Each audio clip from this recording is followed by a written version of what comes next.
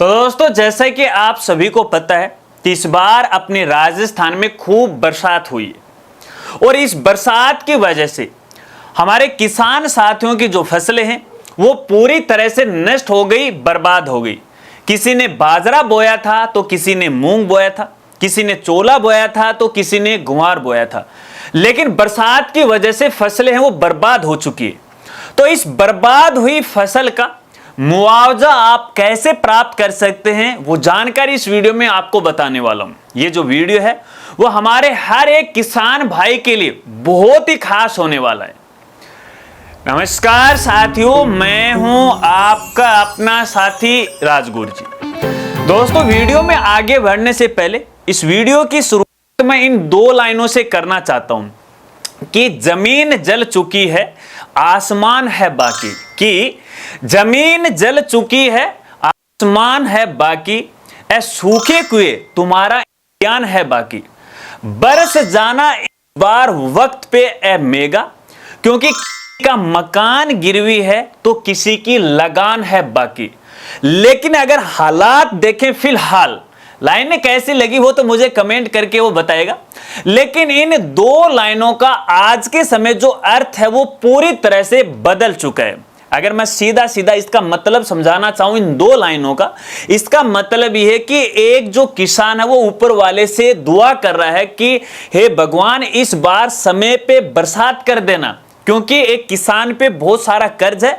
अगर आप समय पे बरसोगे, फसल होगे तो हम किसी न किसी का कर्जा वो उतार देंगे। ये निवेदन ऊपर वाले से कर रहा है, लेकिन इस बार तो मामला ही उल्टा होगा इन दो लाइनों का, क्योंकि इस बार ऊपर वाले ने किसान की बात तो मानी। बरसात तो खूब हुई यहाँ पे, ये बात अपने राजस्थान पे लागू नहीं होती अकेले, पूरे भारतवर्ष में। पंजाब तो पूरा पानी से डूब गया, और पंजाब की बात नहीं है, उत्तर भारत है, पूर्वी भारत है, दक्षिणी भारत है, वो पानी से डूब गया है।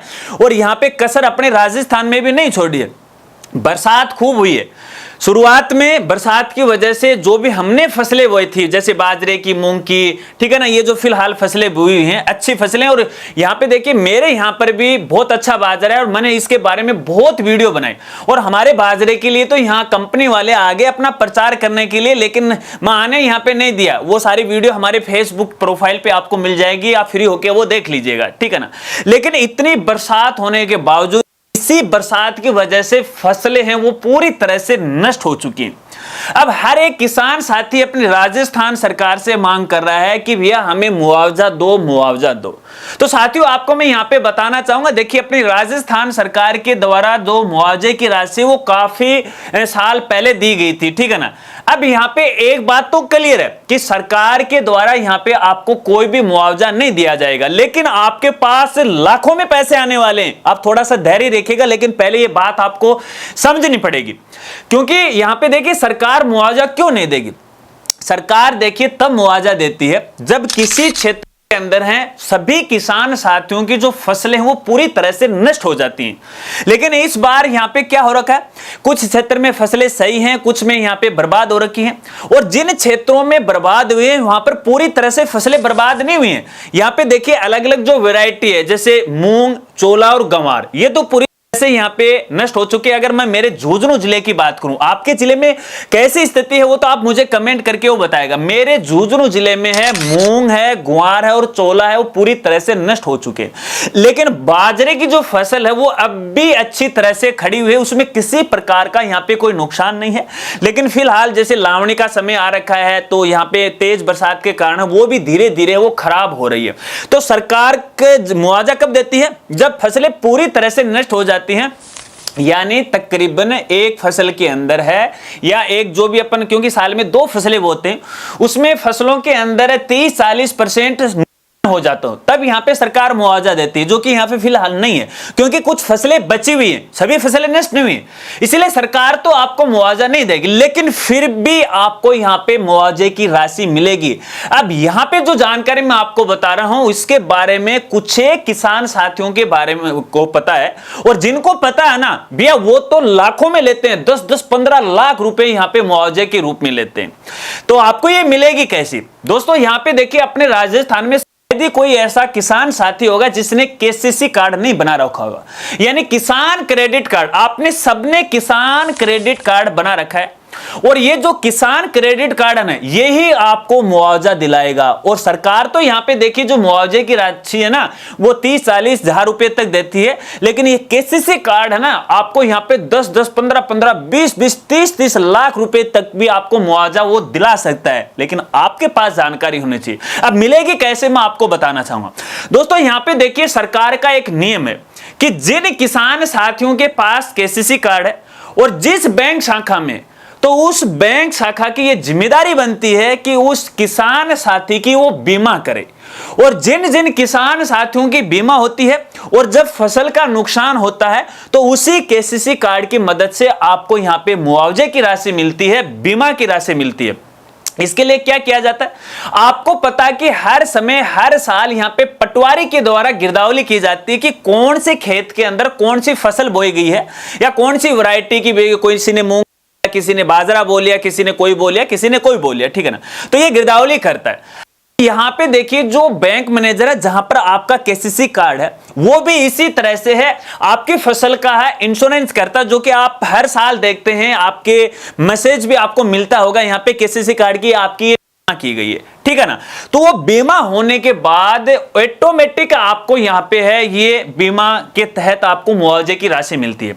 अब ऑटोमेटिक का मतलब ये नहीं कि अब आप हाथ पे हाथ धरे वो बैठ जाओ और आपका काम हो वो कंप्लीट हो जाए, ऐसा बिल्कुल भी नहीं है। देखिए अगर आपके यहां पे फसल बर्बाद हो चुकी है, चाहे आपकी फसल के अंदर 30% नुकसान हो या फिर 10 या फिर पूरी आपकी फसल बर्बाद हो चुकी हो, इस फसल की रिपोर्ट आपको संबंधित बैंक शाखा के मैनेजर को देने ही यहां पे एक फॉर्म आ जाता है केसीसी कार्ड की बीमा पाने के लिए, ठीक है ना, क्योंकि इंश्योरेंस तो उसने कर दी। अब आपको क्लेम की आवश्यकता है क्योंकि फसल है वो बर्बाद हो चुकी है। उसके बाद यहां पे देखिए बैंक मैनेजर के द्वारा वो जो आपने आवेदन किया है बैंक में जाकर के, वो संबंधित कंपनी को है इसके बारे में सूचित करेगा और कंपनी के लोग बैंक में भी आएंगे और अपनी फसल का है उसका निरीक्षण या फिर जांच भी करेंगे। और जांच करने के उपरांत यदि आपकी फसल बर्बाद हुई है तो यहां पे फसल की रेट के अनुसार, है ना, अलग अलग कीमत होती है फसल की क्विंटल के हिसाब से, उस हिसाब से आपको बीमा क्लेम है वो किया जाएगा। अब यहां पे देखिए सबसे बड़ा लोचा अपने राजस्थान में हो रखा है। अगर मैं यहां पे बीकानेर वाले क्षेत्र की बात करूं तो इस क्षेत्र के अंदर तो किसान बहुत साथी एक्टिव हैं, ठीक है ना। वो चाहते ही हैं कि भैया मैं फसल एक बार हो और इतनी इतनी बड़ी फसल है वो हो जाए और बाद में नष्ट हो जाए, बर्बाद हो जाए, क्योंकि वहां पे बीमा की जो राशि है, क्लेम की जो राशि बहुत ज्यादा मिलती है, 5 लाख, 10 लाख, 15 लाख, 20-20 लाख रुपए तक है वो क्लेम यहां पे मिलता है, ठीक है ना। तो फसल बर्बाद हो कोई मतलब नहीं है, लेकिन क्लेम की राशि उनके पास आ जाती है। अब अपने राजस्थान में कुछ एक जिलों के अंदर तो ये जानकारी जहां पे किसान लोग एक्टिव हैं, ठीक है ना, वो कर लेते हैं। लेकिन अगर मैं हमारे झुंझुनू जिले की भी बात करूं तो वैसे तो अगर शिक्षा के क्षेत्र में बात करें तो हमारा झुंझुनू जिला ना बहुत एक्टिव है और हर बार लाठा रोपे झुंझुनू जिला। अरे मैं झुंझुनू जिला कहां, मैं बहुत एक्टिव आता ना, सन नीचे डालो अगर मेरे झुंझुनू जिले वालों। आप अपनी आपस की लड़ाई से है नहीं हो पाते हो तो आप ये कहां से सोचोगे। सब ज्यादा यहाँ पे है ना किसान क्रेडिट कार्ड है वो अपने झुंझुनू जिले के अंदर बहुत राशि कटती है बीमा की, लेकिन मुआवजा बीमा की राशि किसी को नहीं मिलती, क्योंकि आप शाणे जाता हो, किसी की बात नहीं मानते हो, हमारे जैसे क्रिएटर की बात नहीं मानते हो। और ये बोलेंगे राजगुरु जी एक छोटी सी बात को बताने के लिए आपने इतना बड़ा वीडियो बना दिया, 2 मिनट में भी कह सकते थे। अरे मैं आपको कहना चाहूंगा बात तो ये 2 मिनट की थी, लेकिन आपको समझाने का प्रयास कर रहा हूं कि भाई इधर उधर कहीं से आपके दिमाग में बैठ जाए। अपने राजस्थान में क्या हो रखा है, जो बैंक मैनेजर है ना वो भी किसान साथियों के साथ बड़ा धोखा करते हैं। अब देखिए जो भी बीमा कंपनी होती है किसी न किसी बैंक के साथ लिंक रहती है। बैंक तो कमीशन प्राप्त करने के लिए केसीसी कार्ड के द्वारा ऑटोमेटिक है किसान साथी की इंश्योरेंस है वो कर देता है। अब इसके बाद आपकी फसल बर्बाद हुई है या नहीं हुई है उस बैंक मैनेजर को कोई मतलब नहीं रहता, और यहां पे वो जानकारी आगामी जो भी आगे वाली जो कंपनी है इंश्योरेंस कंपनी उसको कोई जानकारी वो नहीं भेजता है, ठीक है ना। अब जानकारी नहीं भेजेगा तो कंपनी आपको क्लेम कहां से देगी। तो ऐसे में सभी किसान साथियों को मैं कहना चाहूंगा, देखिए सबसे पहले तो आपको यह पता लगाना है कि आपके केसीसी कार्ड की आपकी जो फिलहाल की जो फसल है उसकी यहां पे बीमा हुई है या नहीं हुई है। अगर आपको कंफर्म हो कि बीमा हो चुकी, उसके उसके बाद यहां पे इस बीमा का क्लेम उठाने के लिए, क्योंकि आपकी फसल बर्बाद हो चुकी है, उसका दावा करने के लिए संबंधित बैंक से आप व्यक्तिगत मिले और वो फॉर्म अप्लाई करें कि भैया मेरी फसल बर्बाद हो चुकी है, नष्ट हो चुकी है, तो यहां पे मजबूरन उस बैंक मैनेजर को है वो फॉर्म सबमिट करना पड़ेगा और आपको अच्छा खासा क्लेम मिलेगा। लेकिन यहां पर भी एक बहुत बड़ा लोचा है, ये बैंक मैनेजर वो कर रहे हैं, ठीक है ना। अब लोचा क्या कर रहे हैं वो भी आप समझ लीजिएगा। देखिएगा होता है कि अक्सर यहां पे बैंक मैनेजर हर साल बीमा तो कर देता है, लेकिन क्या करता है कि जैसे अपने किसान भाई ने बाजरे की फसल भी बो रखी है, मूंग चोला ग्वार की फसल भी बो रखी है, अब वो बैंक मैनेजर क्या करेगा कि बाजरे की फसल की इंश्योरेंस करेगा। एक तो अगर बाजरे की अपन रेट करें, अभी अपन यहां पे इस फसल की बात करें फिलहाल की, ठीक है ना, तो बाजरे की कीमत वैसे कम होती। अगर मूंग चोला ग्वार की बात करें तो 7-8 हजार रुपए प्रति क्विंटल मिलते हैं, समय के अनुसार कम ज्यादा हो सकता है, उस पर आप ज्यादा बार्गेनिंग मत कीजिएगा, ठीक है ना।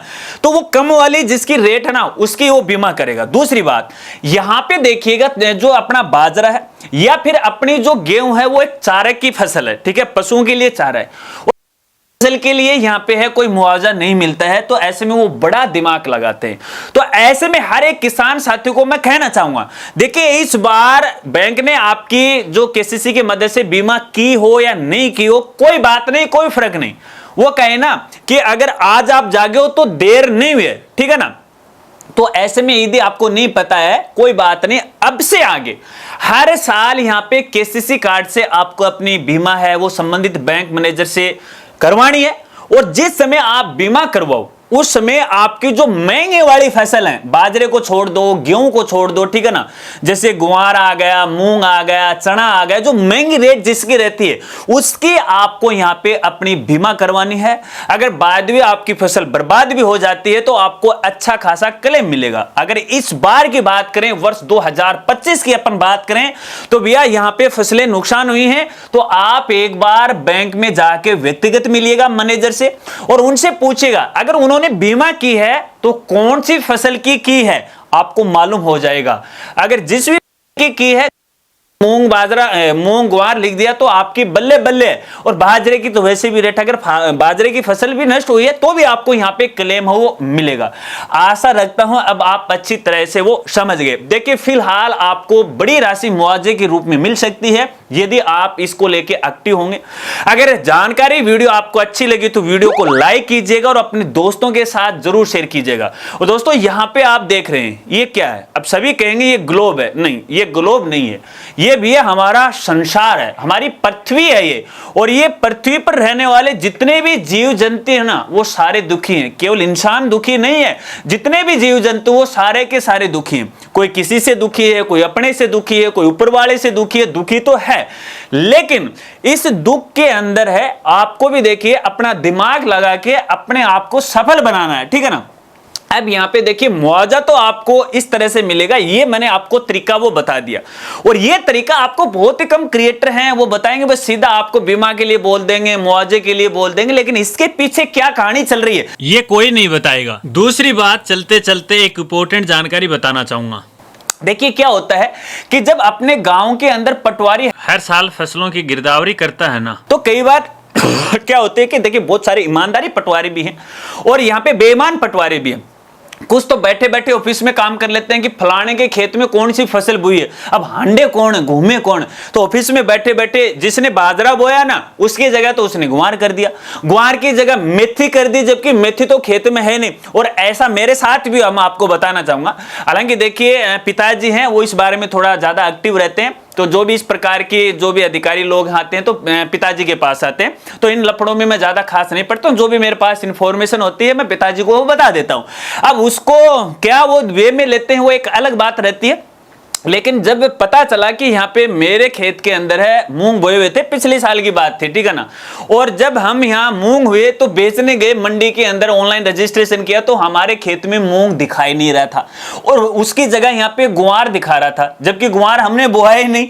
तो अब मूंग की फसल हम मंडी में नहीं बेच सके क्योंकि है नहीं, क्योंकि वो गिरदावरी के अंदर गलत रिपोर्ट हुई थी। मैंने पटवारी जी से बात की तो पटवारी जी ने माफी मांग ली कि भैया गलती होगी, अब तो संभव नहीं है, अब बाकी आप मेरी जान ले लो या फिर कुछ कर लो, मतलब मेरे सामने तो कुछ बोलेंगे नहीं, तो मैंने सोचा यार आखिरकार इंसान ही तो है, कोई फर्क नहीं पड़ता है। लेकिन सभी पटवारी महोदय से मेरा हाथ जोड़ के यह भी निवेदन रहेगा कि इस प्रकार की गलत गिरदावरी आप मत कीजिएगा, फसल की सही रिपोर्ट दीजिएगा। और किसान साथियों को मैं कहना चाहूंगा कि आप अपने फसलों के प्रति बहुत ज्यादा एक्टिव रहेगा, तो देखिए आपको ऊपर वाले के भरोसे इतना नहीं रहना पड़ेगा, क्योंकि यहाँ पे आजकल तो बहुत सारे साधन चल रहे हैं। आशा रखता हूं अब आप अच्छी तरह से समझ गए होंगे। अगर आपके कोई सवाल हैं तो बेझिझक आप मेरे साथ शेयर कीजिएगा ना, आपकी मदद करने के लिए तैयार हो ना। तो मिलते हैं फ्रेंड्स अगली एक नई वीडियो के साथ, नई अपडेट के साथ। तब तक के लिए जय हिंद, जय भारत।